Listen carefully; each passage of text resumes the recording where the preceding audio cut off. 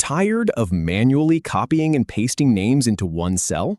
Learn to concatenate in Smartsheet in under 2 minutes. First, I'll show you the formula. Then, we'll handle blanks and mix text with numbers. Let's start.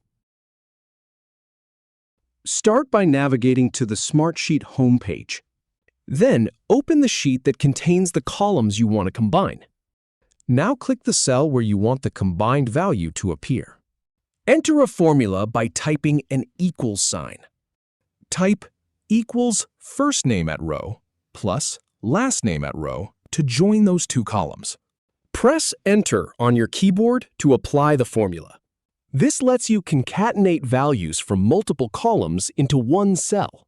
If any referenced cell is blank, Smartsheet simply joins the remaining values without an error. You can also combine both text and numbers in the same formula.